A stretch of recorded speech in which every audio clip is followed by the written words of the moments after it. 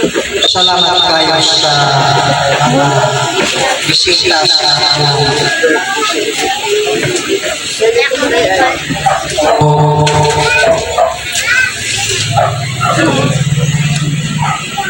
sa membro sa pamilya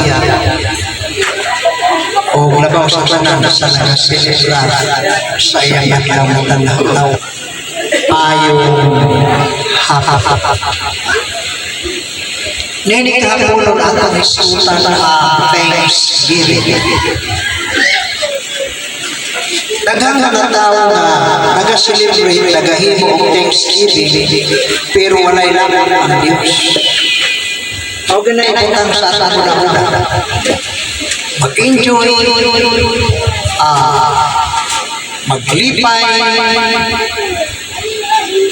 pero kung imong kwintahan, walay lamang ang Diyos. Ang dapat sa tao, pag maghimo sila ang Thanksgiving, i-address nila nga sa Diyos.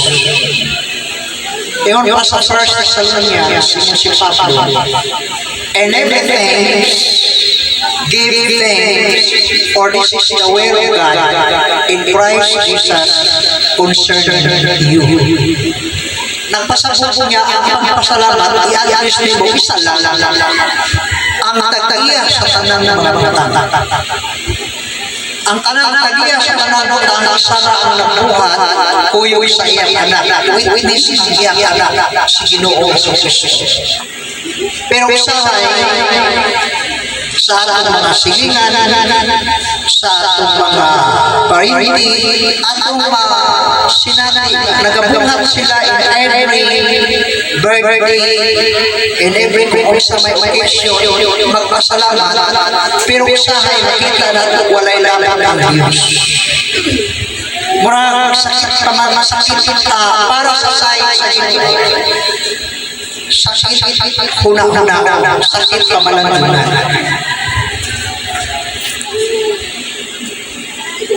Ang naninig kapon mag-isula o Thanksgiving. Kisa may atong pasalamatan, salamat minuto. Milyon, bilyon ka mga tao na matay. Salamat minuto. Ang tao bago sa hospital, magbayad siya matag gabi oxygen 1,000. Tauran ka oxygen para kang makaginawa. Kung ang hangin niya itong ginahanggap, bayaran natin mo matag sa Diyos, piso lang kada-adlaw. Dako kang kutana. Kanang hangin ka itong ginahanggap, maginhawat ka, bayaran natin piso sa adlaw. Sa imo una-una, pila na tayo nagtanda mo sa Diyos. Bida, sipa. Naku ka na bayaran, isang ka na, kini. Kana manay bayaran mo, magbayad ka sa kuryente. Usahay, magbayad ka 300 sa kabulan, maglaan ni mong misis mo. Sa Diyos, adlaw-adlaw ka, nagagamit o hangin way bayad, pray. Ikaduha, ang Diyos dapat na pasalamatan, kanang paggamit nato sa tubig. Makabalo ka bubuhat ng tubig. Ang tubag dili. Nyaw, malangang na pasalamat sa Diyos sa tubig na imong nagamit. Kung wala ka tubig, gusto may ipupunin mo sa siya. Di ka nakalabupunin sa siya. Diyos tapos. O niya, kada lito mo, 25. Kada ilong, 25. Kada hudas mo, 25 sa atong ibutang piso ang adlaw sa ilang bayaran sa tubig sa Ginoo. Plus sa hangin, piso utangan na kados. Bitaw, bintahon na po sa usa ka tuig sa dos kay 365 man times to. Agoy dako. Kung utang na. So no. Kanang nanginit ba? Bayaran mo na init. Magbulan ka sa bayad. Magbulan ka sa imong ginabahan, bayad ka. Magbulan ka sa imong bayaran mo. Ato na butang og piso. Tris na ng utang kada adlaw. Itayo sa 365 pesos. Ako kahit ang pero pagpasalamat sa Diyos, grabe, di man lang mahasutan ang Ginoo. Nasa kaugaling ng enjoyment, ang Ginoo wala na. Mauginay sa atong isip, walay rason nga ang Diyos dili mo pasalamatan. Why rason? Nga naman, wamantay na dalang basa. First Timothy chapter 6 verse 7. Kay wala kitay bisan unsa nga gidalangan niyo sa kalibutan. Siguro na lang gayon nga dili kita makadalag bisan unsa ngadto sa gawas. Usa may dala ninyo pagtungha mo sa kalibutan, usa may dala. Wala. Hanggang dito ka sa akin. Utangan dito ka. Paggawa sa bata, di ko utangan diretso siya. Una, walay rason na dili ka magpasalamat. Walay rason. Ato sa mga bukid, tabi na to ang maluro sa una. Bengon na siya. Magpasalamat. Asa man lo? Sa man ni Haron, sa kulungan, ay mo panghilabot. Luto na siya sa buo. Nasa ito tamaman siya mga manong kinubuo. Nya, way asik. Pagkahuman, manawawa na siya. Masa may gibuhat ng dulog. Nagpasalamat, isa pasalamat namin. Ang nagbantay sa isa may nagbantay. Kanang na mo yung sa kahoy. Nasa mga damo. Pagkadako na analysis na mali ang kanang na mo yung sa kahoy. Di mo na mawin nagbuhat sa hangin. Di mo na mawin nagbuhat sa tubig. Di mo na nagbuhat sa init. Isa lang ang nagbuhat nag-aarag sa atong panginahanglan at lawat. Santiago Kapitulo 1, versikulo 17. Santiago 1:17. Ang tanang maayong hatag ug ang tanang hingpit nagasa nagagikan sa kalikasan. Pero nagkakahinahindom pagpaanan. Ang nanay mo ba? Ito ka kahinauna na kanang mong gipalit ka na sa Diyos. Imo tanan. Gasgasan sa may baglain. Nga naman, ako'y nang palitan na kuwana. Wala lang ang Ginoo. Kana di ako kinabuhi nga naghanggap ka sa hangin, wala lang ang Ginoo. Apuro na lang.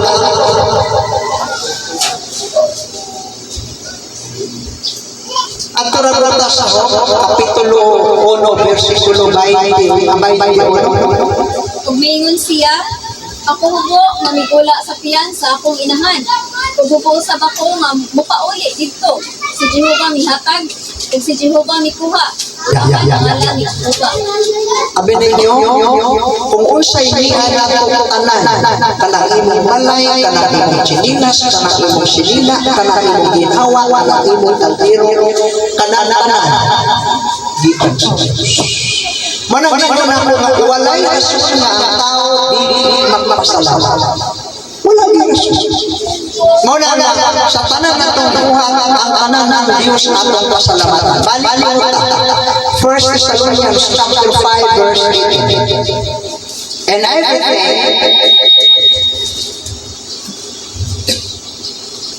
In everything give thanks, for this is the will of God in Christ Jesus concerning you. Isaya.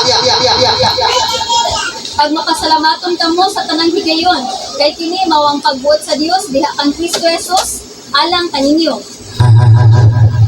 Sa tanang higayon, mag-birthday ang Dios masidunggan.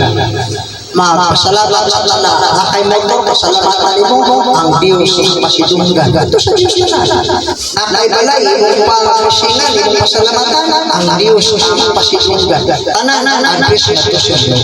Wala. Mo ganay utang sa atong isip. Wala. Karo. Ngan wala may ang tao, wala rason na dili siya magpasalamat. Kini ato bitaw kini ato kahit suta na walay relasyon sa Diyos. Nahihilang. Ephesians chapter 4 verse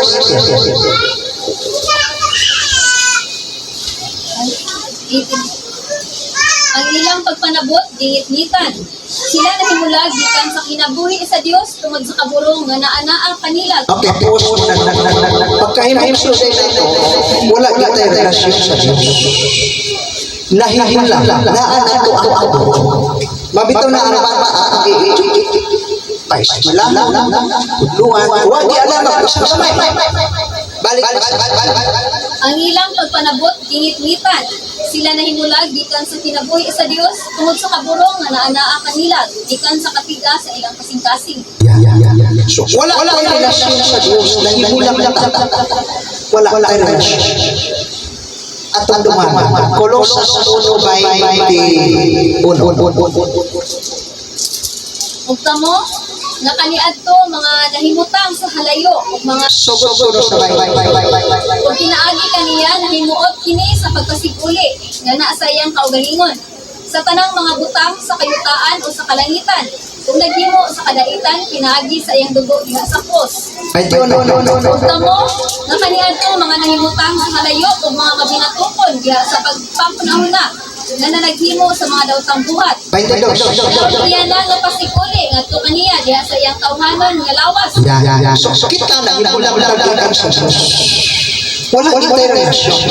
Ang tamang na himulang sa Diyos ang yawang maunang ng tulong.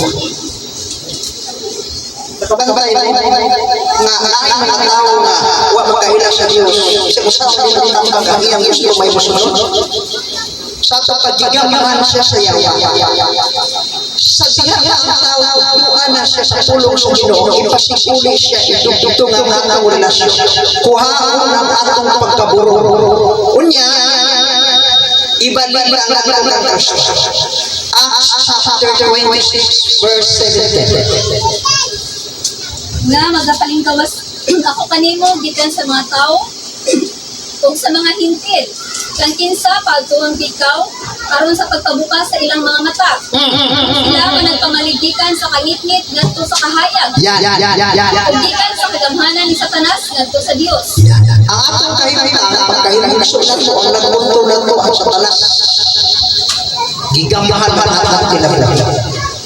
Sa diha ang kadudugas ng balita, ibalhin ka ng atong Diyos. Pakibalik na siya. Aron sa pagpabukas sa ilang mga mata, aron sila man nagpamaligdikan sa kangitngit Ngadto? kahayag. Gikan sa kagamhanan ni Satanas ngadto sa Dios. Pasaylo ang ilang mga sala ug managdawat sila sa ilang bahin kaya sa mga nahimong balaan pinagi sa pagsalig ka. Sa mga tuwid, ang atong salat ipasaylo sa Diyos sa iyang gituutas sa ayong balita. Wala yung rason na dili ka magpasalamat. Ano man, ipasaylo ka sa Diyos. Ang imong salat kalimutan na kani atong pinaalis tuon nimo dito sa kamatayon ni Kristo. Unya dili ka magpasalamat. Wala yung rason. Yung sabi sa pasaylo ang atong mga salat. Ephesians 1:7. Diha kaniya. Kaya kaniya kita may katugsanan pinagi sa iyang dugo. May kapasayloan alang sa atong mga paglapas. Ang atong salat ipasaylo na sa Dios. Kisay sa pasaylo ang Dios. Usa sa gamit sa Dios sa pasaylo sa atong salat ang iyang sa diha ipasaylo ang atong salat pinaagi sa dugo. Gikalimutan na tanan. Romans chapter 4 verse 7. Malipayon sila kinsang mga kalapasan ipasaylo na. Kita mo nagdawag ninyo ang imong salat ang atong salat ipasaylo. Balik. Malipayon sila kinsang mga kalapasan ipasaylo na. Mga kasalanan napapas na. Malipayon ang tao nga sa Ginoo dili na pag-aisipan sa iyang sala. Ang imong salat ipasaylo na, ikalimutan na, ipapas na, di na Karon, usa may imong rason na dili ka magpasalamat sa Dios. Dunay usa ka sa iya. True story. Si Gobernador. Nayon sa sabi nilang panahon siya ipagkuha ito nilang tuyo kita mo lang sa to ang unang mahulog sige tuyo paghulog niya mahulog dili na siya bilang buo makagawas tanan na yung mga sala sa kanana tanaw niya mapagawas sa sila pagka-birthday ni Gobernador wala to na tuyo ang mga nalala butang sa bulang lamay pagkahulog na pwede naman nilipaya ang tao kada bang live sensitive siya dili na siya dapat sa loob hanggang sa siya ng tulog ang iyang pag-iwanan mo na hulog matong palakpakan kaya pagawa siya abi ninyo hanggang karon wala lang pasalamat ang biya sa inyo muna ang ayan alam ka pasalamat dapat ko'y kaila eskwela ko sa inyo sa panangatay kasi nagbayad sa inyong tuition siguro ibawas ko sa ikaw sa ako ang scholarship sa kating siya mauba wala ba lang ang mayor o kang gobernador ang kaingon mo salamat kayo sa bayad sa tuition pagkabot ko ay abi ninyo wala dagdagan tayo nagradangin nga hanggang karon wa balik dito sa nagbayad siya nagpaisa sa inyo una ang ayayan ang tumagbili sa inyo una pag ingon alam ang attitude na to sa Ginoo maayo ang atong sala gipasaylo gipasikuli na sa Dios balik Colossus 1:20 Ug pinaagi kaniya nahimuot kini sa pagpasiguli gana sa iyang kaugalingon sa tanang mga butang sa kayutaan o sa kalangitan ug nagdimo sa kadaikan pinaagi sa iyang dugo diha sa cross. Ang atong sala gipasaylo pagkahuman gipasikuli na sa Dios usa may rason sa mong dili ka magpasalamat usa may imong rason nga dili ka dapat ka muduol sa Dios di ka magpasalamat wa jud ka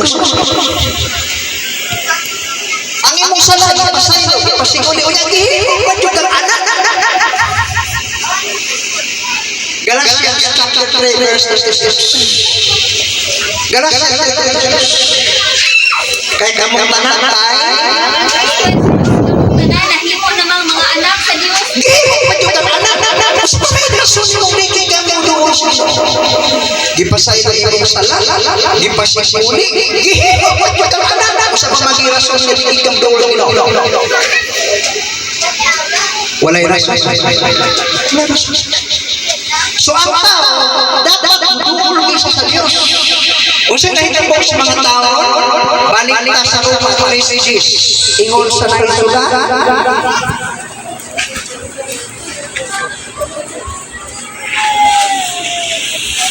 ay mao gayud kini ang ginaingon sa kasulatan wala kayo bisan usa nga matarong wala kayo bisan usa nga makasagot mahitungod sa Dios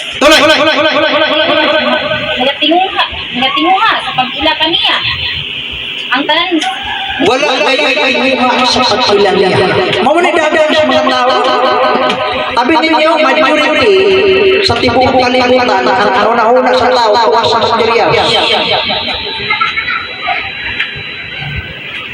kanya-kanya man tag-relihiyon, no? Kanya-kanya man tag-relihiyon. Okay.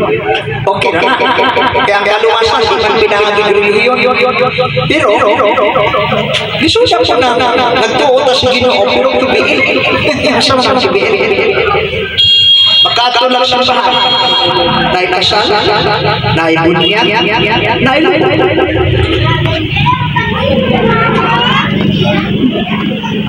Gustuhan mo siya, anak sa Ginoo, gipasay na ang sala, gipasikuli na sa Ginoo, naman ang ibig. Kasala, bunyag. Makadto lang sa simbahan, magnaay parinting na ay. Makadto lang sa makasimba lang, panahon sa kasal ay parinting. Makadto lang sa simbahan, magnaay bunyag. Ikaw Ginoo, sumunod ka na.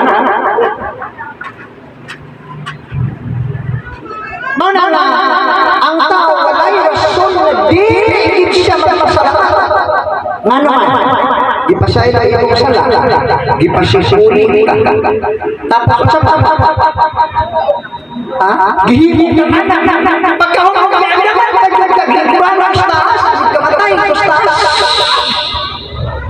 Ephesians chapter 2, so sa 5. Bisan sa mga patay pa kita tungod sa atong mga kasalanan. Nagbuhi siya kanato uban kang Kristo tungod sa grasya nga luwas kamo. Ibanaw kanato uban kaniya. Kung nagpalingkod kanato uban kaniya sa mga langitong dapit pinaagi kag Yan yung kagiguranan ko sa taas. Kaya kamatay, mag-reaction sa tagiging dito. Samtang lawas to ano sa ilong interior. Ayaw, pinanggaan ako sa Ginoo. Pinanggaan ako sa Ginoo. Pero, kahit lang may kasal, niya, walay rason ang tao dili magpasalamat.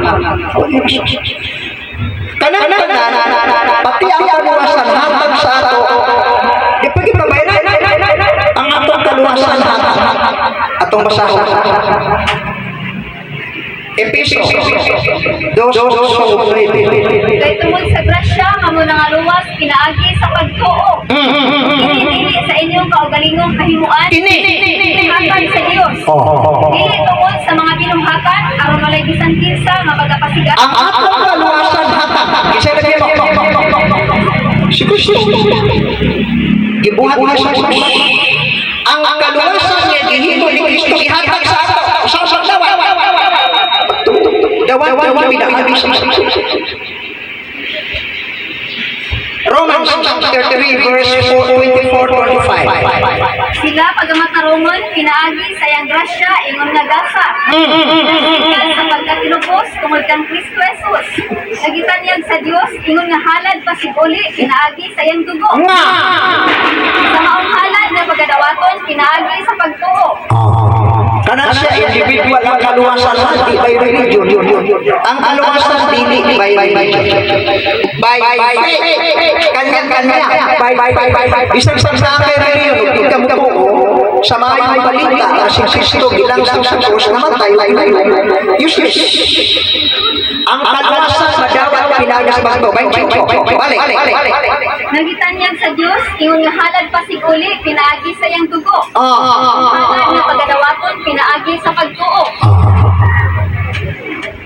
Pagdawa mo sa mga balita sa grasya nga si Kristo namatay, pasayloon imong sala. Ipasiguri ka balik sa Diyos. Buhat ang anak sa Diyos. Andaman man ang ikuranan sa taas. Kung sa may rason na dili ka magpasalamat, ang tuba.